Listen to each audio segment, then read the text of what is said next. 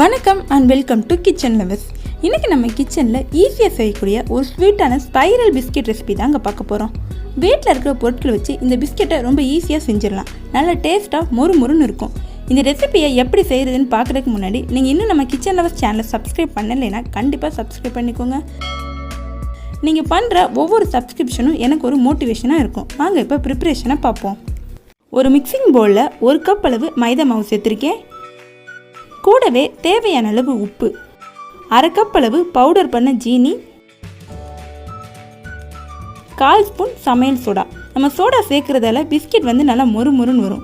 கொஞ்சமாக ஓமம் எடுத்திருக்கேன். இது எப்படி கையால் நசுக்கி சேர்த்துக்குவோம். சேர்த்துட்டு இது எல்லாத்தையும் நல்லா மிக்ஸ் பண்ணி விட்டுடுவோம். எல்லாம் நல்லா மிக்ஸ் பண்ணியாச்சு. இப்போ இதில் 3 ஸ்பூன் அளவு நெய் சேர்த்துக்குவோம். நெய்க்கு பதிலாக நீங்கள் பட்டர் கூட சேர்த்துக்கலாம். டேஸ்ட்டு இன்னும் நல்லாயிருக்கும். சேர்த்து மாவில் எல்லா பக்கமும் நெய் கலக்கிற மாதிரி கலந்து விட்டுடுவோம். நல்லா மிக்ஸ் பண்ணியாச்சு. இப்போ கொஞ்சம் கொஞ்சமாக தண்ணியை தெளித்து நல்லா சப்பாத்தி மாவு மாதிரி பிசைஞ்சுக்குவோம்.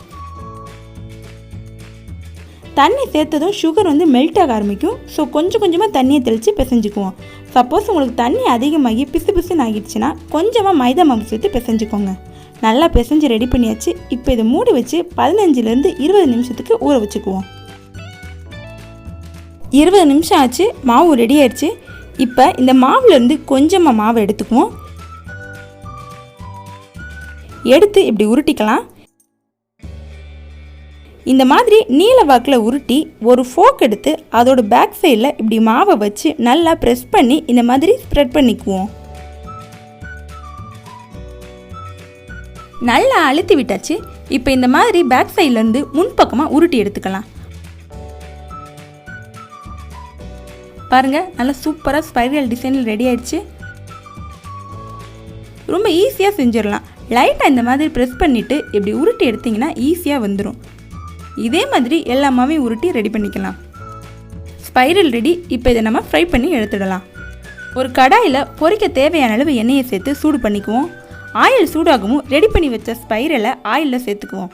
ஆயிலில் போட்டு ஃப்ரை பண்ணும்போது பிஸ்கெட் வந்து கொஞ்சம் பெரிய சைஸ் ஆகும். ஸோ அதுக்கு ஏற்ற மாதிரி கொஞ்சம் கொஞ்சமாக சேர்த்து பொரிச்சுக்கலாம். அப்பப்போ இப்படி திருப்பி விட்டுக்குவோம்.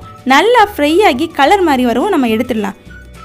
ஆயில் ரொம்ப சூடாக இல்லாமல் மிதமான சூடாக இருக்கட்டும். அப்போ தான் உள்ளே வரைக்கும் நல்லா வேகும். இல்லைன்னா வெளியே மட்டும் கலர் மாறிடும், பட் உள்ளே வந்து வேகாமல் இருக்கும். ஸோ ஆயில் வந்து மீடியம் ஹீட்லேயே இருக்கட்டும்.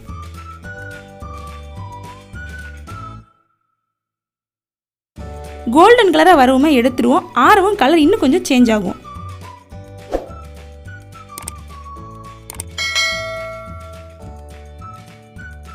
இதே மாதிரி எல்லா ஸ்பைரல் பிஸ்கெட்டையும் ஃப்ரை பண்ணி எடுத்துக்குவோம்.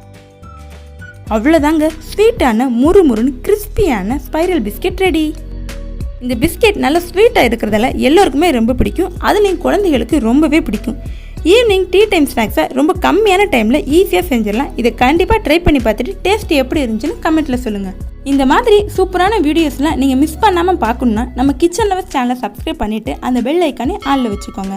இந்த வீடியோ உங்களுக்கு பிடிச்சிருந்துச்சுன்னா மறக்காமல் ஒரு லைக் கொடுத்துட்டு உங்கள் ஃப்ரெண்ட்ஸ் அண்ட் ஃபேமிலியோட ஷேர் பண்ணுங்கள். இன்னொரு சூப்பரான வீடியோவில் பார்ப்போம். தேங்க்யூ.